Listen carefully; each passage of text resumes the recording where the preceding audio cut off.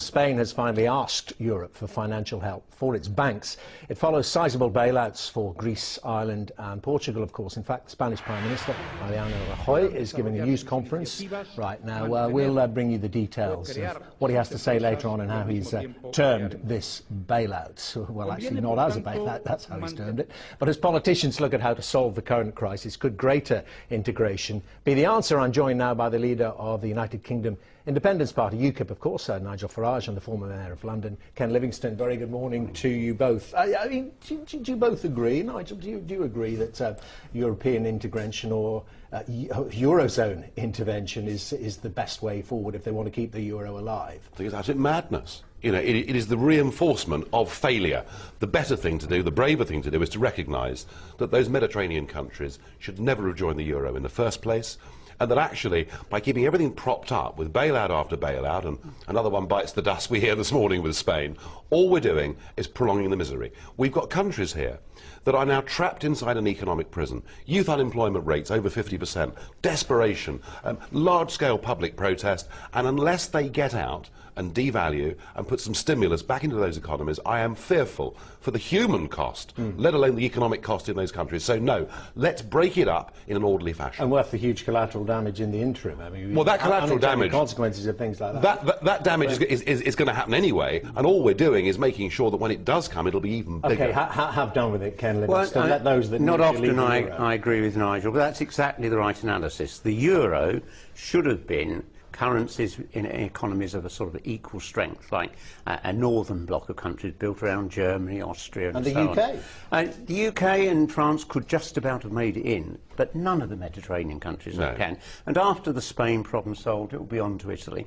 And rather than lock Europe into a decade of kids having no chance of work, permanent economic malaise, it would be better to recognise that. I just don't think that they have the courage to do it amongst the politicians, because let's remember, because when they set up the euro, the politicians who did it saw this is a step that will lead to further integration, because if you've got a common currency, you eventually have to have a common treasury, a common financial structure. And they saw it as stealth. It was trying to create a United States of Europe by stealth. But Ken, when you advocated us joining... It sounds like a UKIP recruit, by the way. This is interesting. But I mean, you yourself 10 years ago thought Britain should join the euro. Do you now think it's a good thing that we didn't? Yes, most probably it is, but we would have had to restructure our economy. If we joined the euro away from the dependence on finance, we'd have had to rebalance the economy more towards the sort of modern high-tech industry that Germany's got. But I went right the way through this, warned that you should actually start with a small core. And once you brought all these countries in, it was doomed to fail when you hit a problem like this. It's interesting you pushed Livingstone in that direction, Nigel Farage, because obviously you talked then about the whatever survives from the euro, they do need to have closer fiscal and ultimately political integration. And is that the way you would have seen Britain going if they had made the euro? If you look back at it, the original idea of the European, what was then the common market, was to achieve a United States of Europe. And in the post-war period, the idea that you create a United States of Europe, never again another World War II or that sort of catastrophe, that was a driving force. Young people in Europe today, they most really think World War II somewhere don't do Napoleon or something. It's not a relevant factor for them. It hasn't affected their thinking. But things have all changed. But that would have been okay. That would have been okay if, in the case of the British, in a referendum back in the 70s, we'd said to people, if you vote yes, you're not just voting for a common market, you're voting for political union. And the problem is, and the anger, I think, in this country and now right across Europe, is they realise that politicians with a big political dream have imposed this upon them. I voted no because we were being lied to. Because you talk about the United States of Europe, let's stay with the USA analogy. It works, clearly works, as an economic entity, and it is different states joining together with a currency, different rates of inflation, different rates of unemployment. See, I mean, America, could the UK work in the United States of Europe? America only created the dollar after there'd been America for about 100 years. And a civil war. And a civil war. It was about the last stage of it. And the simple fact is the world's moved on. I mean, yes, in the 50s and 60s, there's all the excitement about the United States of Europe. I don't think it's possible to achieve it.